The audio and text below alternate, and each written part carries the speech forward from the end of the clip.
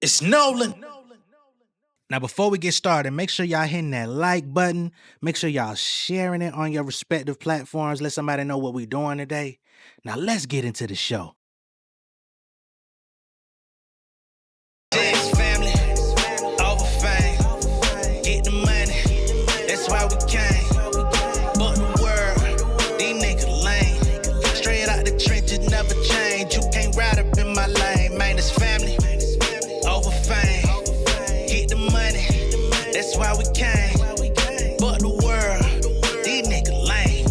Straight out the trenches, never change. You can't ride up in my lane. Product of the dirty politician, we been redline. Another day, another nigga name up in the headline. Ball player, turn a dope dealer, doing fed time. Rap nigga dying, flying spirit, fuck a airline. Had to move about the time, this shit was just bringing me down. Nigga was saying I don't be around, but homie, just look at me now. Nigga be fencing for pushing them pound, I'm focused on rocking the crown. Ain't no telling how much time I'm working with, I'm making my round. I had to sacrifice to get up on this mic. No Adidas, but I'm really earning stripe. Living life, seen the man in holding sessions. I got COVID, do I go? Risky nigga getting sick from being selfish, should I show? Knowing the tip is the reason I'm still in this shit, I'm at home. Nursing my son, bitch. Never come to me, you question the shit that I done. I ain't the one, bitch. Grown man, get it out the mud. I don't fuck with club racks on me. I ain't got a job and I ain't selling drugs. What's going on, beautiful people? It's the kid J Nolan here. Welcome back to another episode of Inside the Industry, your number one source for music, entertainment, commentary, and breakdowns. Hope everybody's doing well out there this weekend. Oh man, today has been quite a doozy, man. Y'all don't understand the background stuff that goes into this. Just even working on computers. I'm sure a lot of y'all do because y'all probably work on computers in your own shit. But my fucking computer was going through crazy updates, freezing during the updates, all type of shit. I should have been started. But we here. Okay. Family Over Fame album out now. That intro y'all heard is the intro to the album. Get your copy down below in the description or in the pinned comment of this video. Now, let's get to Pooh Shiesty. Now, yesterday we talked about the new song with Grrrls featuring Pooh Shiesty. I seen a lot of people that were in the comments talking about that situation and the perceived shots going at Megan Thee Stallion. I do want to add another footnote to that situation because some people were saying that they believe that Glow could have been talking about her sister, Victoria, aka Grrrls. Unfortunately for that, the song with Glow and Pooh Shiesty was already done, and they had started promoting the song back on January 8th of this year. The post is still live on Grrrls' Instagram page to this day. And January 8th is about a month before Victoria, aka Grrrls, even came to the internet with her accusations and allegations about Glow's family issues. So I think that eliminates that particular reference. Anyway, let's get to Pooh Shiesty. Y'all know we've been covering this whole situation about the robbery, kidnapping that took place between himself, his father, his associates, and Gucci Mane, the victim, right?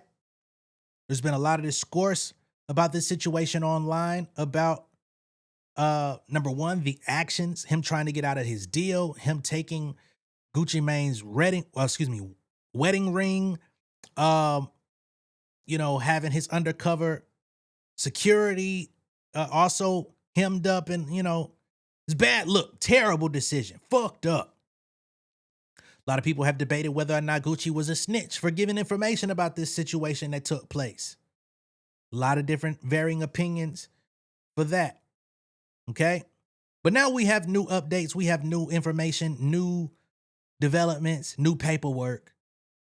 The government has filed paperwork pertaining to whether or not he should be released on bond. They've been fighting for this the whole time. His legal team keeps trying to get him out. Feds say no. He's a flight risk. He's a danger to society.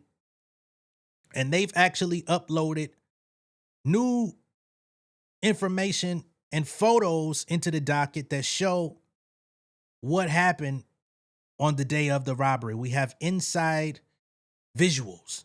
We don't have the video as of yet, but we do have screenshots. Um, so it's looking more and more like Pooh Shiesty is definitely not getting out no time soon. It looks like he's about to get hemmed up down that river, and he can't blame nobody but himself. All right, let's go ahead and get to these documents. So here we have United States of America v. Lontrell Williams. That will be Pooh Shiesty. Government's response to defendant's motion for review of the detention order and for release on conditions. Okay, we've got quite a bit to get through here. So they say defendant Lontrell Williams Jr. stands charged with kidnapping, conspiracy to commit kidnapping, Hobbs Act extortion, and conspiracy to the same. He was ordered detained under Magistrate Judge Tolliver, appropriately determined that Williams Jr. posed both a flight risk and a danger to the community if released. Williams Jr. now moves to revoke this detention order and requests the court impose conditions of release. However, his detention was and continues to be appropriate under the 3142G factors. For the following reasons, this court should deny the defendant's motion and request for an order setting conditions of release and should continue Williams Jr.'s detention pending trial. Now remember, this whole incident took place while Pooh Shiesty was still on house arrest with the fucking ankle monitor on him. His PO was literally in contact with him as he crossed state lines when he shouldn't have been, and was telling him, you need to get back. Pooh Shiesty, instead of getting back, he decided to proceed to go into the studio and follow through with these actions. So yeah, I don't see there being too much good faith on why he should be out, because he was already out on fucking house arrest and couldn't adhere to those guidelines. Anyway, procedural factual background. Here we go. Williams Jr. orchestrated an armed kidnapping and robbery while on federal home confinement. On January 10th, 2026, Williams Jr. and his 8 co-conspirators, and damn, that's fucked up, man. So the post went up with him and Globe promoting their song initially on January 8th. 2 days later, this shit happened. Anyway, getting back to it. Him and his 8 co-conspirators perpetrated the armed kidnapping and robbery of 3 victims in a Dallas, Texas music recording studio. Williams Jr., a popular recording artist who performed under the moniker Pooh Shiesty, also leads a Memphis-based street gang referred to as the Chopper Gang. At the time of the offense, and on that song, he talked about how his gang, didn't nobody used to want to pay attention to it. Now it's a household name, and he had to take charges in order to avoid a RICO, because that was coming down the pipeline if he didn't. At the time of the offense, Williams Jr. resided in North Texas, fulfilling the final months of a 63-month sentence for conspiracy to possess firearms in furtherance of violent and drug trafficking crimes in violation of 18 U.S.C. 924-0.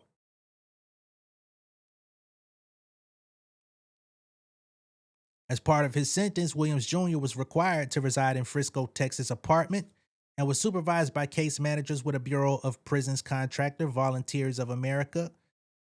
Williams Jr.'s home detention included, among others, requirements that he would not own or possess any dangerous weapon, associate with persons having a criminal record, or consume alcoholic beverage or use controlled substances. Unless given specific permission to do otherwise, Williams Jr. was required by these conditions to remain at his place of residence, but Williams Jr. routinely failed to abide by these conditions throughout the course of his home confinement, assisted in skirting these requirements through the help of collusive VOA employees. Whoa, whoa, whoa, whoa, whoa. The Volunteers of America, who were supposed to be supervising and monitoring him, assisted in him failing to abide by these conditions. Wow. That's what having money will get you. Investigators, or at least having a little bit of money, because clearly the money wasn't where it needed to be. Otherwise, he wouldn't be robbing and trying to get out the deal. Investigators have now learned that Williams Jr. was involved in an inappropriate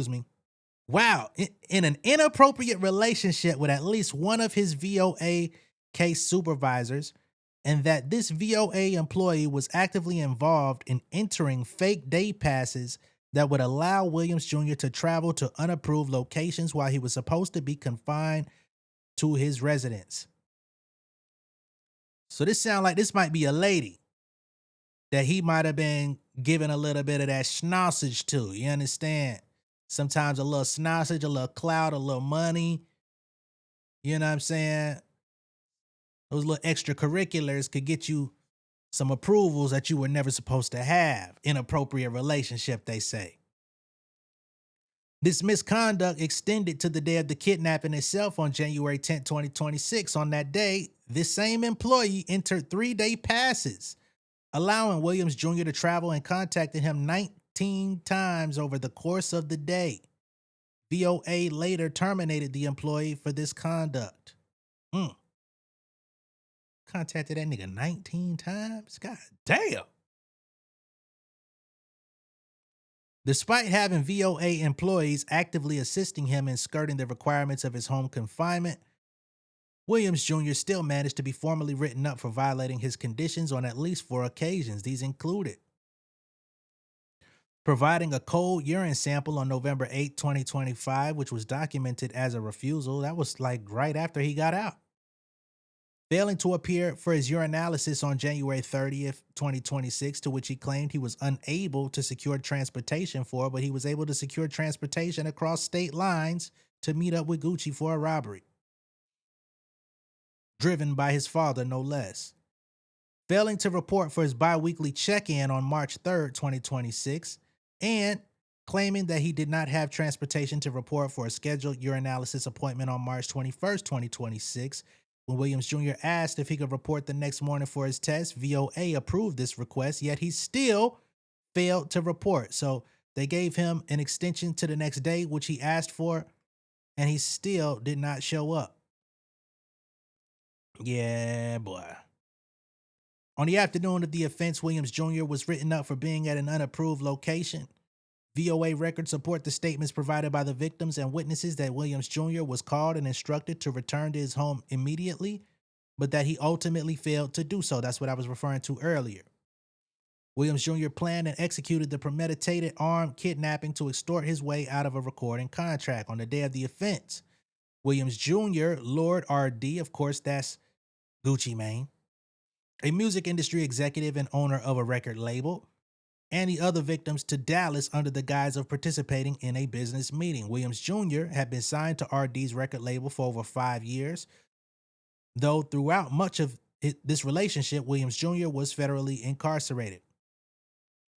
During his incarceration, Lontrell Williams Sr., his dad, Williams' father and purported business manager, made numerous unsuccessful attempts.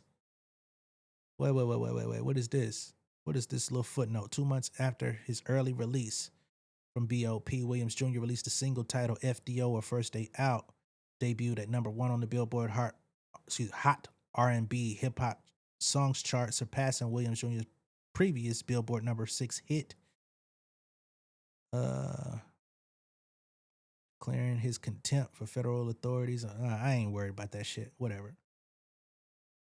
So while Pooh Shiesty was locked up, his dad was trying to renegotiate the terms of Pooh Shiesty's contract with Gucci, including trying to obtain the rights to Williams Jr.'s master recordings.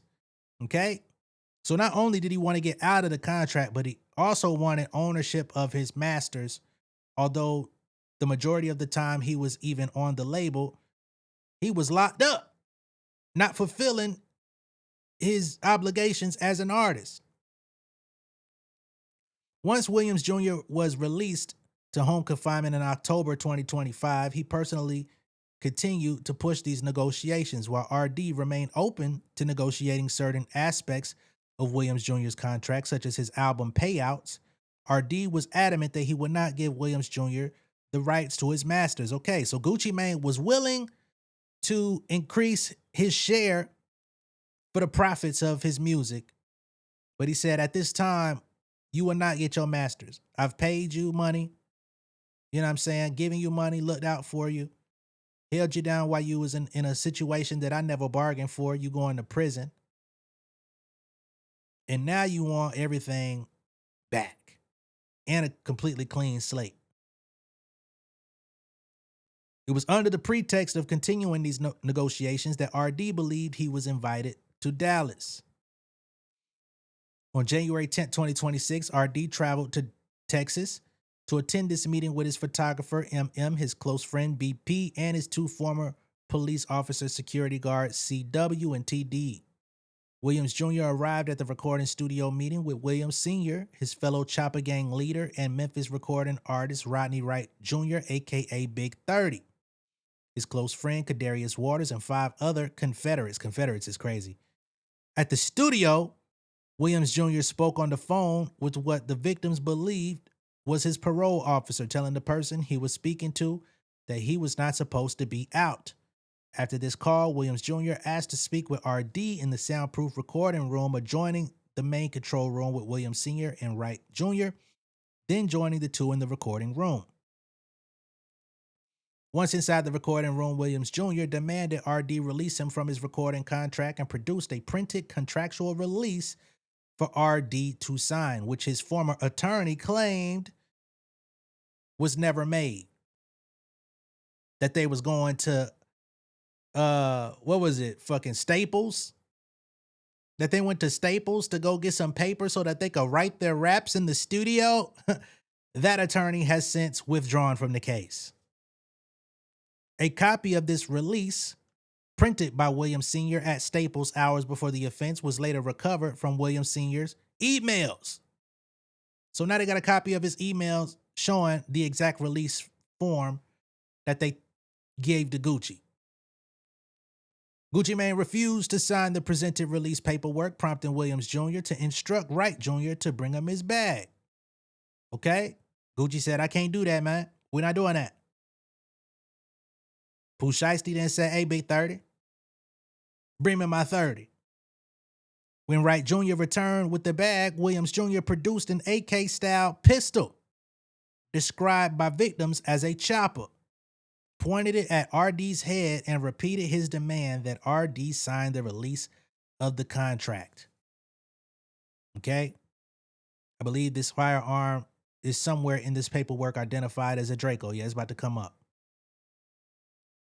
Unsatisfied with merely obtaining the written release of contract, Williams Jr. announced that he wanted to film RD, that's Gucci, and Wright Jr., Big 30, recorded Gucci on his cell phone, stating, Pooh Shiesty dropped from 1017. So they wanted video evidence of Gucci saying, Pooh Shiesty dropped from 1017. We don't want nothing to do with him. He good. He can go off and do his own thing. As y'all know, Gucci Mane put that song out and said, it was signed under duress. It doesn't hold up legally. All the while, co-defendant DeMarcus Glover, who had entered the recording room as the altercation ensued, blocked the door holding a Draco. Okay, so that's the Draco. So they had the chopper and a Draco. Okay, multiple firearms in attendance. Here we have photos. Okay, we got the bag. So left, depicting Williams Sr. holding a document in the recording room. Also featured are Williams Jr. in black, RD in yellow. Gucci Mane is in the yellow sweatsuit. Glover holding a Draco in front of the recording room door, depicting RD releasing Williams Jr. from his contract. So I guess this clip here is Gucci saying, hey, we letting you out.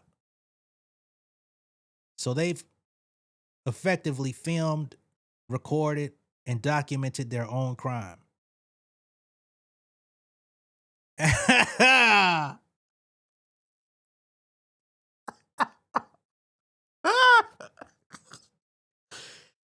Wow.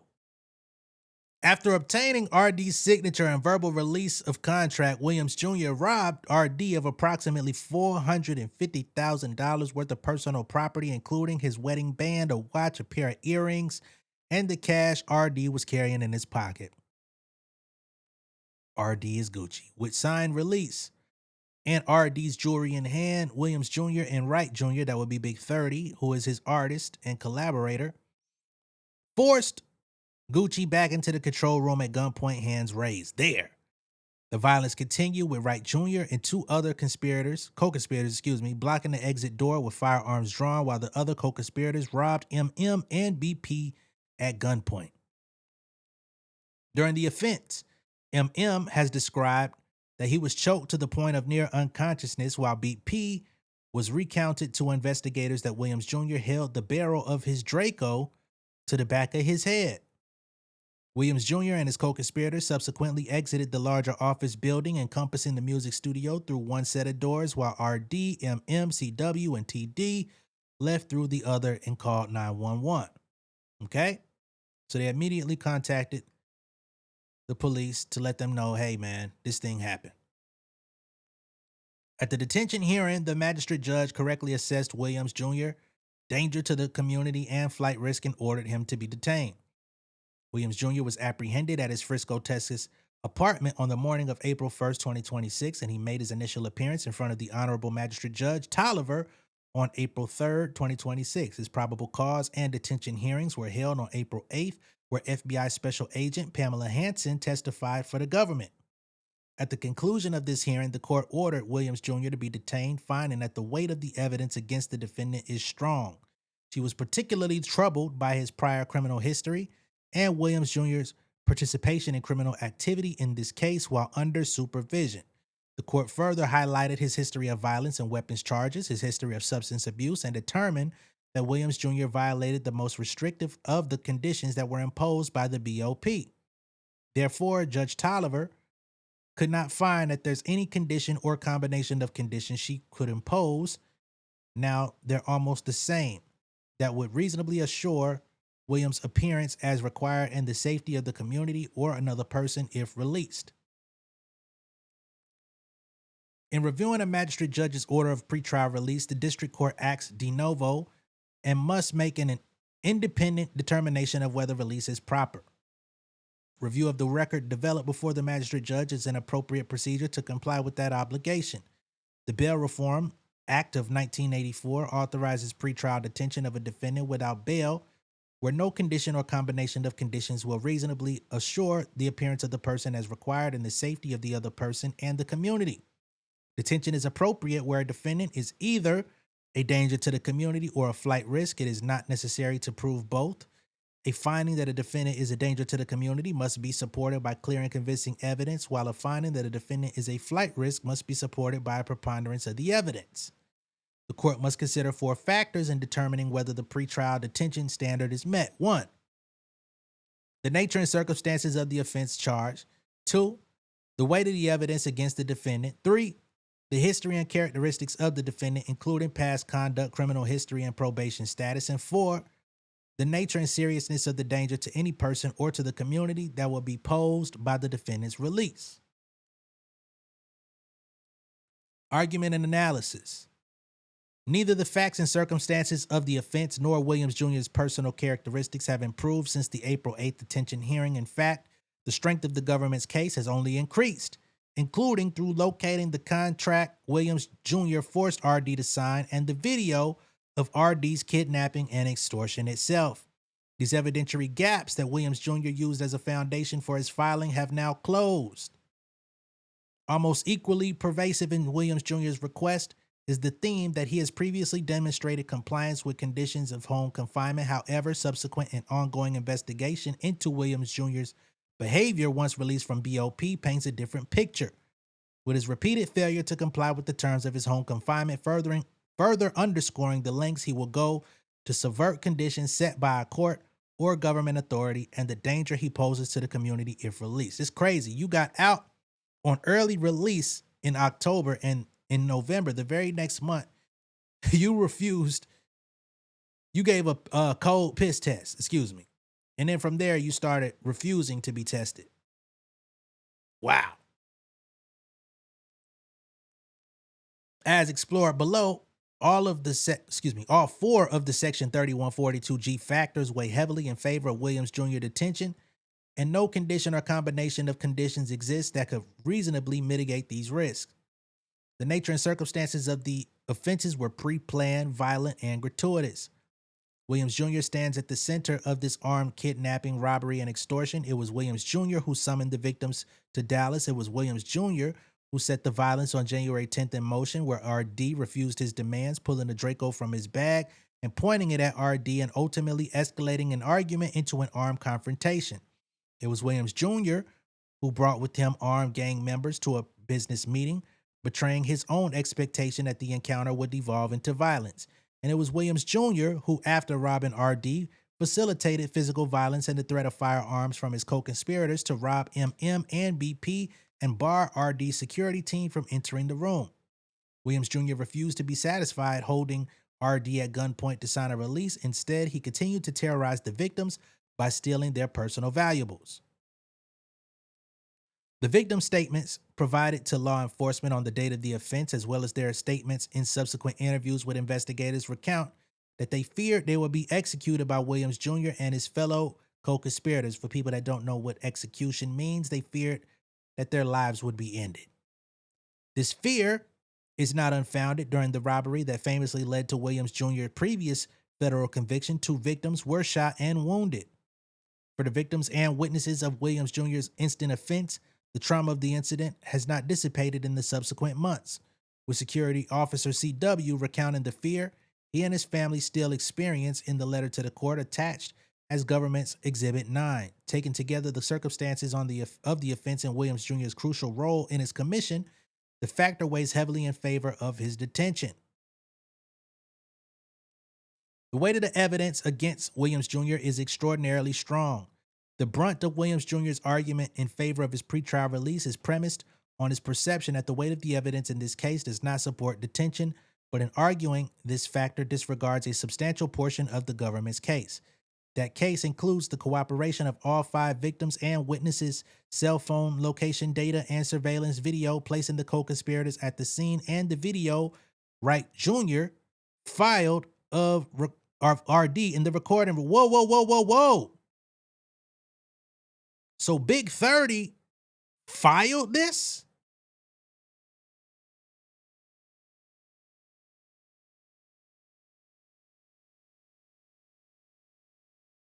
Whoa. Because, I think Big 30 gets to be out in the free world while awaiting trial. I don't know. Maybe my understanding of filed may not be correct. I know he filmed it. Maybe that means filmed. And the video Wright Jr. filmed is just a typo of RD in the recording room. Because filed has a different connotation, like he gave it up. I don't know. Anyway, it was in his phone. At some point, they were going to have to do discovery on his phone anyway. But damn. Being forced to declare that Williams Jr. was dropped from his label and released from his contract, Judge Tolliver called this evidence strong on April 8th on a record that did not yet include the release paperwork or the video. Both have now been recovered. So again, they have the release paperwork that Gucci was forced to sign under duress, and they also have the video footage of this happening. Among other evidence, the government's case includes not one but 5 cooperating victims and witnesses. Now, of course, we know Gucci and his people are cooperating victims and witnesses,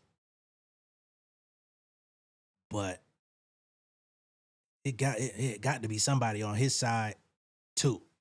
Williams Jr.'s motion erroneously asserts that the sum total of the government's case rests solely on a single victim, RD, who he further claims has now publicly recanted. Where did Gucci recant anything? I think he may have claimed that he didn't get robbed back earlier this year or something like that. I don't know. Because the original story did break at the top of the year that Gucci was robbed, but a lot of people didn't believe it. Preliminarily, it is telling that Williams Jr. provides no exhibits, evidence, context, or citations to support the repeated assertion in his filing that any victims of this offense have publicly recanted, aside from his conclusory assertions of the same. The government is presently unaware of any statements made by any of the victims that in any way challenge the consistent narrative provided to law enforcement since the very date of the incident. That RD was forced to sign a release of contract at gunpoint by Williams Jr., that he was then forced to provide a verbal release captured on video, that he was then robbed of his possessions inside the recording room, and that after this initial extortion and kidnapping, Williams Jr. and his Confederates continued the kidnapping and robbery of the victims in the control room. In April 2026, after each co-conspirator had been apprehended, investigators conducted follow-up interviews with all 5 cooperating witnesses and victims. Each remained consistent with their prior accounts and reaffirmed their cooperation with the prosecution. Williams Jr.'s contention that the single witness has recanted is unsubstantiated by anything in his motion and refuted by the victims and witnesses' consistent accounts of the offense. The victim statements are corroborated by the digital and physical evidence gathered in the course of this investigation. Damn it, boy. The government provided physical evidence at the April 8 detention hearing, leg monitor data, surveillance footage, and a receipt from Staples, and social media posts of the stolen jewelry, which was also the other part of it, was because the niggas that was with Pooh Shiesty decided they would post themselves wearing the very jewelry that they stole. Since then, it has recovered a copy of the release of contract and video of the kidnapping, both of which corroborate the victims' accounts. Williams Jr.'s claims that no physical evidence exists is flatly wrong. Even at this juncture, he must have really thought that they got rid of that shit. With the forensic review of seized devices and warrant returns still ongoing, on a record this strong is still growing, the weight of the evidence factor favors detention more heavily than it did when Magistrate Judge Tolliver first weighed it. Damn it, man. Is there anything in here that has not already been stated? All right, I'll continue reading because I think it's kind of gets into how everything happened, in which they basically gave all this evidence up anyway. Williams Jr. argues that there is a genuine question whether the charged conduct is a federal crime and that this should weigh against his detention. He is wrong. As a threshold matter, this argument challenges only the kidnapping charges. Even if Williams Jr. were to prevail, the Hobbs Act extortion and conspiracy counts would remain. Briefly entertaining the merits of his jurisdictional argument, notwithstanding that the proper vehicle to raise and litigate this concern is through a motion to dismiss, Mr. Jr. misunderstands what 1201A requires. The government satisfies the interstate commerce nexus by showing that the defendant used any means, facility, or instrumentality of interstate or foreign commerce in committing or furthering the offense. Fifth Circuit pattern jury instructions. A cell phone is such an instrumentality, and the Fifth Circuit has repeatedly upheld its use in furtherance of an offense as sufficient to meet this element. So here they get into the uses of the phones. In this case, Williams Jr. used a cell phone, among other things, to send text messages to RD coordinating the January 10th meeting and to converse with a VOA employee from the music studio prior to the offense regarding his ongoing noncompliance with his home confinement location requirements. He encouraged Wright Jr.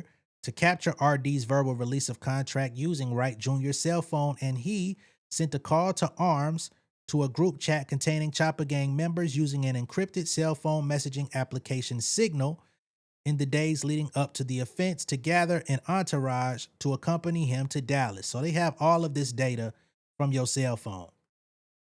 And screenshots to boot. Holy shit. Fuck. Hold on, y'all. Let me see if I can zoom this bitch in and see what the hell really is going on here. I did not know it would get this bad. So let me see if make sure y'all can still see what the hell going on too. Okay, cool. So Michael Myers is his name in the fucking group chat. He says, I need 630 for Saturday, pulling up on WAP plus 2 drivers. And I believe 30 would be firearms. We got somebody named Charles Manson in the group who said understood. We got somebody who named theyself WAP with a snake, the OK sign, and a demon emoji. He say, what we need to do. Bet. We got Damn Fool, who is also he was also arrested among the group. He says, bet. We got Ball New say, I'm near. Pull up on them where I need to get to. We got somebody by the name of Glizzy say, I'm near. Let me know. Same day, Damn Fool says 30. Where you at? Twin Gotti says, bet. Bobo says, when y'all trying to leave out? Ball New says, finna leave to 8. It's on Shiesty and who he picked to come. He put that man's name in there, even though y'all got aliases. Goddamn. I got the cat and TRX. These hoes drink gas though. And everybody can't go to cuz house at all. Them folks be tripping. Everybody get in touch with KD ASAP. 911. It's serious. Be ready. This person says, so y'all ain't driving? Damn it, man. Damn chain. You're fucked.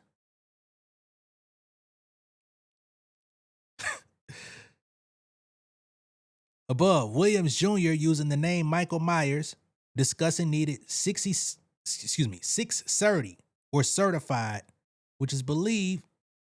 Oh, so they talking about the niggas. 30 is the gangsters, not the firearms. I don't know this version of slang. I'm a little older. Which is believed to refer to 6 certified gang members with 2 drivers for that Saturday, January 10th. Featured in the chat are responses from, among others, co-defendants Damn Fool and Glizzy. This evidence is more than sufficient to surpass the jurisdictional hurdle of federal prosecution for this kidnapping, and Williams Jr.'s assertion that the defendant's phone itself must be used across state lines in furtherance of the kidnapping. Simply misunderstands the law. A now remedied Scrivener's error in the complaint does nothing to challenge the weight of the evidence against Williams Jr. His final argument rests on a Scrivener's error in the complaint and his claim that 4 months have passed without anyone correcting it. But Williams Jr.'s own pleading shows that S.A. Hansen corrected the error at the probable cause hearing once it was raised. Magistrate Judge Tolliver then found the government had met its burden, holding that there's probable cause to believe that you committed the law violations alleged in the criminal complaint and that the weight of the evidence against Williams Jr. in this case is strong. The correction carried through on all subsequent process, and since the initial detention hearing, a grand jury in this district has returned a true bill against Williams Jr. on these charges. The complaint's inadvertent reference to the control room rather than the recording room does nothing to, that's what he was leaning on, does nothing to weaken the government's case and fails to provide any justification for Williams Jr. pretrial release. Okay, they get into his legal troubles beforehand, his priors. They say his history and characteristics paint him as a violent felon, unwilling and unable to follow court-imposed rules. He has a criminal history that includes acts of violence, including firearms. On the date of the kidnapping and robbery, Williams Jr. was still serving his 63-month sentence for conspiracy to possess firearms in furtherance of violent and drug trafficking crimes. Conduct behind this prosecution and subsequent conviction was prolonged and severe and included Williams Jr. shooting individuals on 2 separate occasions. Williams Jr. and his Chopper Gang affiliates had been on law enforcement's radar since at least 2018. In December 2019, Memphis Police Department officers executed a search warrant at Williams Jr.'s residence and found him sitting on a Glock 22 pistol along with a 50-round drum magazine, goddamn, loaded with approximately 24 rounds, marijuana, and bulk currency.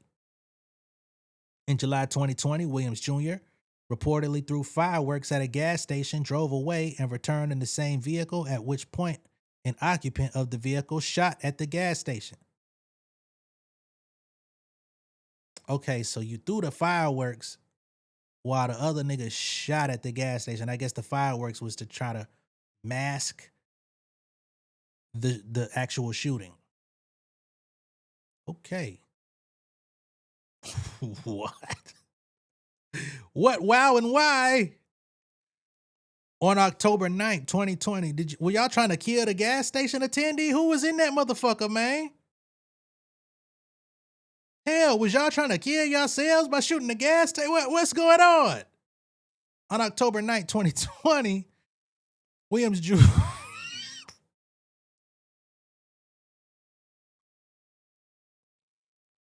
What the fuck? He drove a lime green McLaren with a fellow chopper gang leader to commit an armed robbery, as he would later do in the instant case. Williams Jr. arranged a meeting under the guise of a business transaction, telling his victim he wanted to buy sneakers, codeine, and marijuana, and to discuss his McLaren rental terms. Instead, Williams Jr. and his associates brandished firearms. Williams Jr. ultimately shot one victim with his Draco. Damn, his fellow gang leader shot a second. The entire incident was caught on surveillance video. Shit! So this is what he's known to do. He's known to link up with people under the false pretense of a business meeting and then trying to take them out. If this pattern of violence was not enough, in May 2021, while out on state bond, why out on bond? Out on bail, fish out of jail, California, dreaming? Damn! Williams Jr. shot a security guard at a club as he and his entourage were being removed from the venue. Prior to this assault, Williams Jr. had performed at this very club and had traveled to this performance armed. Sir, that's not what they meant when they asked you to put on a show. B. Williams Jr. has previously demonstrated an inability to comply with terms of supervision. Williams Jr. says his conduct since his release speaks for itself. It does. And on that matter, the government concurs. Is a real attorney writing his paperwork, or is he writing it himself? But unfortunately for Williams Jr., his assertions that he reported for every urinalysis and complied with all the conditions of home detention without exception are easily refuted by the records obtained by the VOA. In the months surrounding the offense, VOA formally documented at least 5 violations of Williams Jr. conditions. He provided a cold urine sample. We already done went through this shit. On November 8th. On the afternoon of the kidnapping and extortion itself, VOA wrote Williams Jr. up for being at an unapproved location. When his supervisors called and told him to return home immediately, he refused. His noncompliance continued after his January 10th criminal episode, with Williams failing to appear for urinalysis. We went through all of this. He didn't want to show up for the piss test. He didn't want to show up for his bi-weekly check-ins. He didn't want to have nothing to do with the POs. And he had somebody that was an employee that he was allegedly possibly smashing that was putting false data on record and false approvals for him to cross state lines. Okay. S.A. Hansen has now obtained Williams Jr.'s VOA location pass information and has compared it to Williams Jr.'s GPS location data. When she did so, she noted 16 instances where Williams Jr.'s location pass did not match his actual location between December 5th and March 3rd, 2026. Text messages recovered from Williams' phone show him reporting his true location, i.e. consistent with his leg monitor, but data contradicting the VOA passes he submitted, further demonstrating his knowledge of the entry of these false passes. As a condition of home confinement, Williams Jr. was also required to abstain from alcohol and narcotics. Nevertheless, his text messages expose his ongoing failure to do so, beginning around the time of his release from BOP. Below is a sampling of some of these messages. So he also has incriminating texts that show he also was violating his usage of drug and alcohol. So he has a text he received. Somebody says, just got out the shower. What you doing? Apparently this is a lady, I would think. He says, high and drunk. He says, you sleep? We got another one. He says, I'm drunk. The person asks, what were you drinking? He said, what? Let me zoom in on this, man. Lulazul or some shit. So I don't know. Maybe he was trying to set up a play with one of his tenders or something. Lulazul, I don't even know what that is, man. I don't drink. Is that a mix or some shit? This conduct persisted after he committed the January 10th kidnapping and extortion, and in the words of his filings, knew of the investigation into him. Oh shit. Let's zoom it. Oh, let's zoom it. Looks like same person. What you doing? He says playing GTA, getting drunk. What's up? I just got up. I've been towed up. They say you was drunk. LMAO. He said, yeah, man. Passed out in the studio. Shit. And if alcohol consumption alone was not enough, Williams Jr. even admits at one point to getting in a car accident while drinking and driving. Holy moly. He says, I got in a wreck. Person says, what the fuck? How? You was drunk? He said, yup. But somebody hit me. They say, man, what the fuck? These consistent violations over the entire course of his home confinement are not the lapses of somebody trying and occasionally falling short. His own text messages betray his flippant attitude. I think you mean portray his flippant attitude that he remains sober and clean.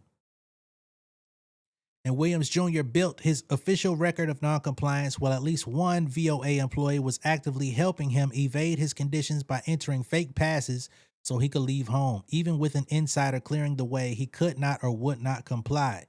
This is not a defendant who can be trusted to follow a court's conditions, but one who treats them as obstacles to be overcome. No condition of release can protect the community or the witnesses against Williams Jr. from the danger he poses. The danger here is concrete. Williams Jr. himself has shot at least 2 people across 2 separate incidents. He leads a Memphis street gang of roughly 100 members, a gang that as a Memphis gang detective has already testified in this prosecution, commits homicides, robberies, carjackings, and firearms and drug offenses. Even when a business dispute did not go his way, he resolved it by luring the other side to Texas and putting a gun to a man's head. This is an individual who uses deception and violence to get his way. Electronic monitoring cannot answer the entirety of the danger that Williams Jr. poses if released, as a monitor tracks where Williams Jr. is, but does nothing to stop what he orders done. Put differently, Williams Jr. on his own poses a real and present danger to the community, but even more so, he poses a danger through the power and control he asserts over his gang affiliates. As he messages to his fellow gang members highlight, Williams Jr. is a man who can summon an armed entourage at his will. He did exactly that for the January 10th episode, all while ordered, confined to his home, and while wearing an ankle monitor. Detention does not erase his influence over the gang, but it does put a barrier between him and the people who carry out his orders. Williams Jr.'s proposal to hire a private monitor offers no such barrier. Williams Jr. has already shown what he does with the people assigned to supervise him. He compromises them. He carried on a personal relationship with a VOA case manager who did his bidding and permitted him to travel beyond the bounds of his confinement, seemingly undetected. A monitor of his own choosing is, if anything, easier to corrupt than one imposed by the government. That is a fact. For all these reasons, there are no conditions or combinations of conditions that will sufficiently mitigate the danger Williams Jr. poses to the community or his flight risk. Accordingly, the court should deny his motion, decline to impose conditions of release, and continue to detain Williams Jr. pending trial. So this is their table of exhibits. They've got quite a few. Let's take a gander at what they got. Damn, placeholder, government's exhibit 1, video file. So we can't view the video file, but they have it. Damn, that's just the first. Exhibit 2, this is the termination and release paperwork that was given to Gucci Mane. This was drafted up on January 9th, 2026. They got the date that they fucking drafted this bitch up. Oh my God. References, I mean, you have to, but a contract and a binding agreement on the day of a commissioned crime just puts everything in line. Reference is hereby made to the agreement between 1017 Global Music LLC and Lontrell Williams, PKA Pooh Shiesty, dated as of April 1st, 2020. That I think that was the date of his signing. The following, when signed by artists and by company collectively, will constitute a full termination and release of the agreement by the parties, except as otherwise provided herein. The terms used in this agreement shall have the same meanings and definitions as ascribed to them in the agreement for good and valuable consideration. The receipt and sufficiency of which is hereby acknowledged, and notwithstanding anything to the contrary expressed or implied in the agreement, the following shall constitute a valid and binding agreement between the parties with respect to the subject matter hereof, effective as of January 9th, 2026. The parties agree as follows. The agreement is hereby agreed to be to be of no force or effect, and without limiting the generality of the foregoing is deemed to be void ab initio. Notwithstanding anything to the contrary set forth in the agreement, the term of the agreement is hereby terminated as the date hereof in lieu of any other date set forth in the agreement. So they're saying the date that this contract is signed, all other dates shall be void. Okay? We ain't waiting for no future dates. Everything is over today after you sign it.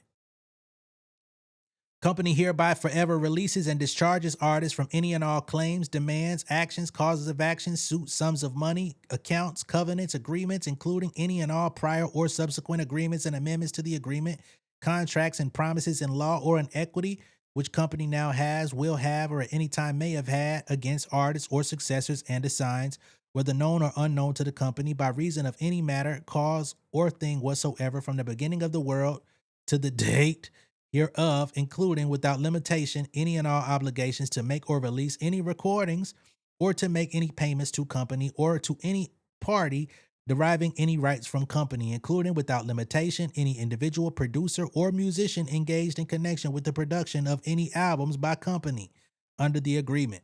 Company acknowledges that artists will have no obligation to company for any reason upon the execution of this termination and release. This is an interesting piece here.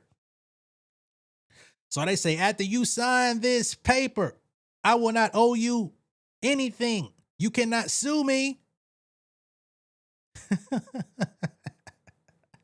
I will not be bound to any prior agreement in contract.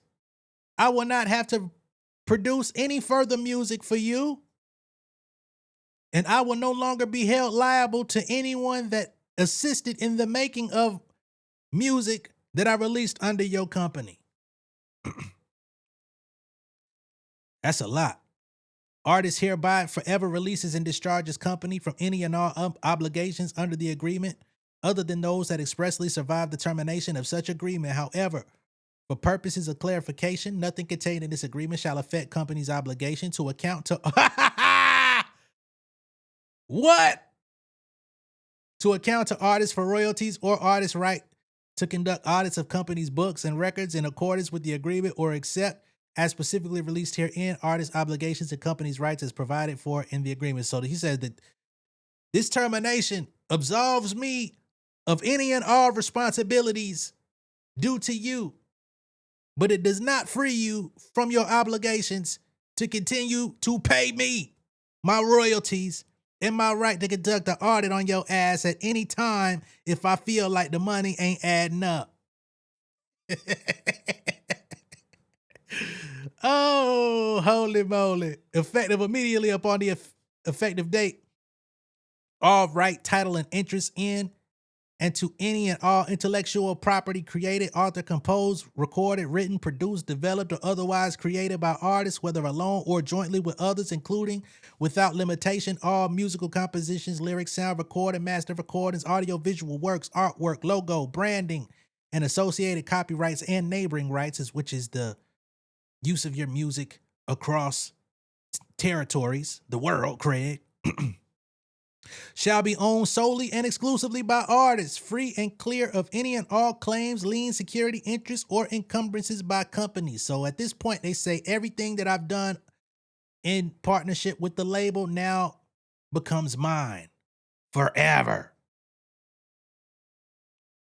To the extent company has ever acquired, claimed, administered, licensed, or held any ownership interest in the artist's IP or any portion thereof through this agreement or otherwise, company hereby irrevocably assigns and transfers to artists all such right, title, and interest, including all copyrights and renewals, extensions, and all rights of termination, reversion, or recapture, effective as of the effective date. Company shall execute and deliver any documents reasonably requested by artists to confirm or effectuate such assignment and ownership. Company acknowledges and agrees that as of the effective date, any artist's IP that may have been characterized as a work made for hire or otherwise owned or controlled by company shall be deemed fully reverted to artist, and company waives any claim that the artist's IP constitutes a work made for hire for company.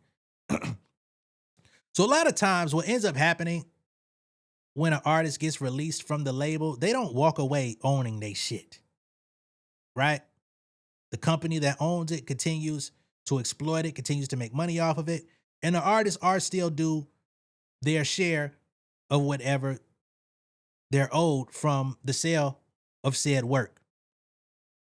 In this case, Pooh Shiesty says, y'all gonna let me out my deal. Y'all gonna absolve me of any responsibility of anybody that contributed to my music to make sure that their rights and their publishing and everything is properly done. I don't want to have no clerical duty on that. But y'all gonna make sure I walk away owning any and everything that I've ever recorded, whether it be audio, visual, or publishing. If I wrote it, anything, I walk away with it. Okay?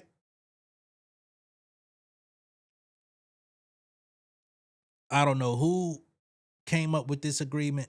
They tried it though. As it relates to company's agreement, company hereby agrees to pass through to artists all approval rights, controls, and consultation rights granted to company pursuant to the Atlantic agreements. All such approval rights, including without limitation recording elements of the Atlantic recording agreement, shall be exercised by artists in artist's sole discretion. For the avoidance of doubt, all business matters and decisions, including without limitation in connection with the renegotiation of any amendments thereto, shall be exercised exclusively by artist. So he wanted to leave 1017, walk away, but still continue the pass-through approval right with Atlantic. So he wanted to just be straight him to Atlantic. No Gucci, no 1017, while also owning all of his masters. He wanted to boss up. He wanted to go from, you know, a worker to Master P overnight. Company hereby warrants and represents that company has the full right and power to enter into and fully perform this agreement, and B, company agrees to and does hereby indemnify, save, and hold artists harmless of and from any and all loss and damage, including reasonable attorney's fees arising out of or connected with any breach by company of any warranty, representation, and or agreement made by company herein. Company agrees to reimburse artists on demand for any payment made by artists at any time with respect to any claim or liability or for any loss incurred in respect of which artist is entitled to be indemnified. What you mean company agrees to reimburse artists on demand for any payment made by the artist? I want my music. I want my shit. I want y'all out my deal. And I want y'all to pay me back for the financial mistakes that I may have made. Following the full execution hereof and subject to the terms hereof, artists shall have the right to negotiate in its sole discretion with Atlantic Records or any other third party for artist services. So the renegotiation process would go through him directly with Atlantic. Boy, y'all was shooting for the stars, the galaxy. Y'all wanted the Big Dipper. It is the party's intention in entering into this agreement that the same shall be effective as a full and final accord and satisfaction and release of each and every matter referred to herein. The parties further represent and warrant to the other that each is familiar with the provisions of California Civil Code 1542 and expressly waive and relinquish any and all rights and benefits that they have said under 1542 to the fullest extent permitted by law. Such section states that a general release does not extend to claims that the creditor or releasing party does not know or suspect to exist in his or her favor at the time of executing the release, and that if known by him or her, would have materially affected his or her settlement with the debtor or released party. The parties acknowledge, represent, and warrant that each has consulted with legal counsel. We clearly know there was no legal counsel consultation because he was forced to sign it at gunpoint before executing this agreement, and that they each understand its meaning, including the effect of 1542 of California Civil Code, and expressly consent that this agreement shall be given full force and effect according to each and all of its expressed terms and provisions, including those relating to the release of unknown and unsuspected claims, demands, and causes of action, although nothing contained in this paragraph or elsewhere herein shall be deemed to make this agreement subject to California law. So y'all are using California law, but it's not subject to California law. Make it make sense. If any provision of this agreement is held to be invalid, illegal, or unenforceable in any respect by a court of competent jurisdiction, the validity, legality, and enforceability of the remaining provisions shall not be affected or impaired. The parties agree that any such invalid, illegal, or unenforceable provision shall be deemed modified to the minimum extent necessary to make it valid.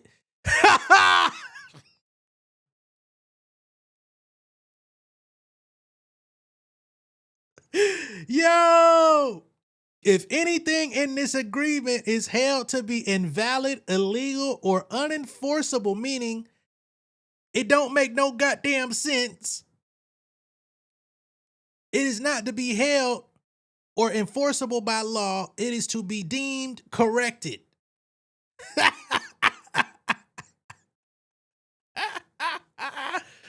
Boy, what in the chat GPT is this? This agreement has been entered into in the state of New York. And so hold on. Y'all using California law, entering into it in the state of New York. And the validity, interpretation, and legal effect of this agreement will be governed by the laws of the state of New York, applicable to contracts entered into and performed entirely within the state of New York with respect to the determination of any claim, dispute, or disagreement which may arise out of the interpretation, performance, or breach of this agreement. And how is it being entered into the state of New York when y'all was in Dallas? I don't know. Maybe I have some maybe I'm confused at this point. But it don't feel like this has jurisdiction completely fully in mind. This agreement will be binding upon and inured to the benefit of the parties hereto and their respective successors, permitted assigns, heirs, estates, administrators, and executors, embodies the sole and entire agreement of the parties in respect of and supersedes all prior oral or written understandings between them concerning the subject matter hereof, may not be canceled, amended, discharged, or waived in whole or part, except by a written instrument signed by all parties hereto. This agreement may be executed in counterparts and by approved electronic signature. I'm sure Gucci wish he would have gave an electronic signature that day. But nope. Very truly yours. So this is the bullshit termination and release that Gucci was forced to sign under duress, which is held void in court of law. They really went for the gusto on that.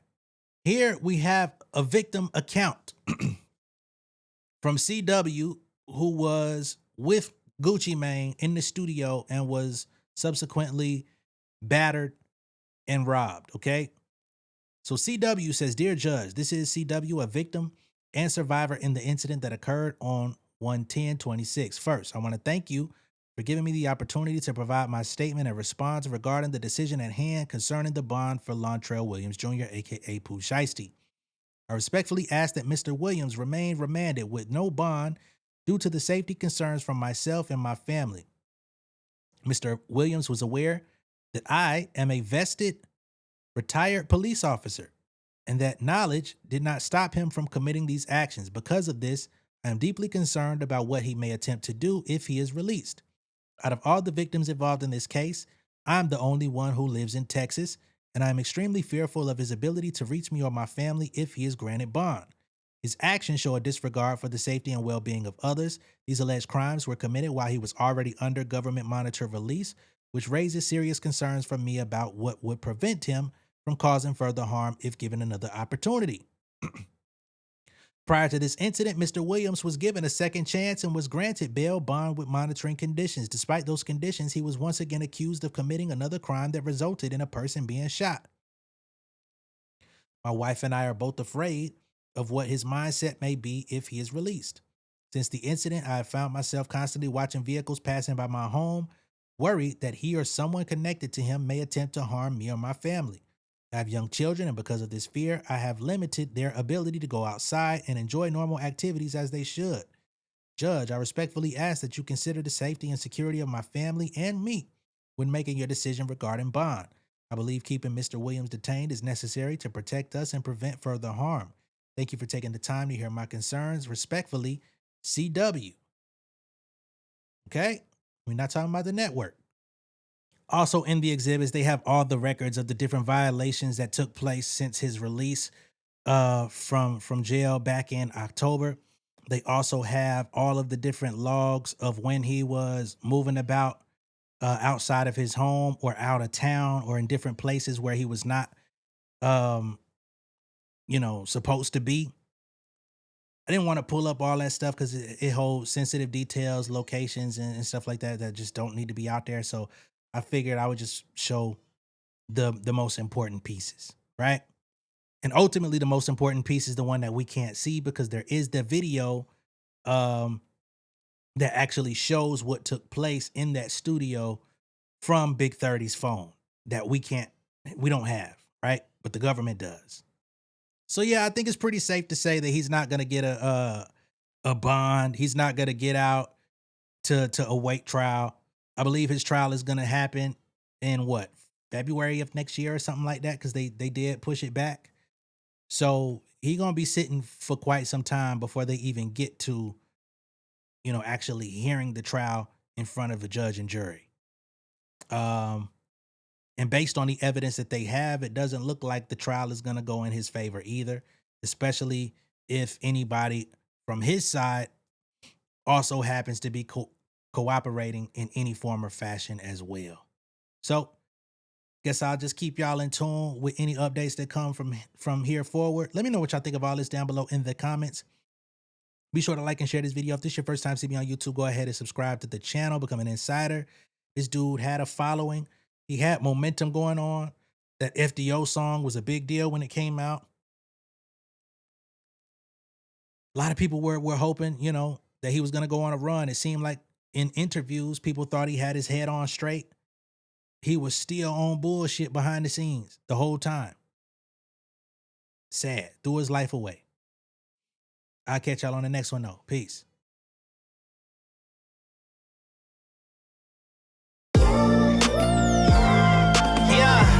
Family over fame in this bitch, yeah. The glory of living righteous is setting in. My street knowledge and education's a perfect blend. Young mogul, independent, I've been setting trends. The first one from my family to be faithfully wed. Fuck niggas and the horses that they riding on. I see this shit from all angles like a polygon. I'm never politicking, the drama be piling on. Father and great son acknowledged like I'm Bobby Bonds. Conversation with my lady about the paper route. 5 sit bank accounts, every day I make it count. They down talking my commentary for hating now. Well, I can take it cause I'm bodying your favorite now, please. I can do this shit in my sleep. I been writing for these niggas, y'all read it and weep. I been fighting these niggas if you speak on the street. I turn your birthday party into New Year's Eve. Don't let me take it there. We ain't playing fair. This the ATL, Southside nigga moving furniture like Wayfair. Life on hold, no insurance for your healthcare. Lifeline gone, so you wanna be a millionaire? Well, let me tell you about this world I built. The women I dodged, the niggas that I read for filth. The sympathy card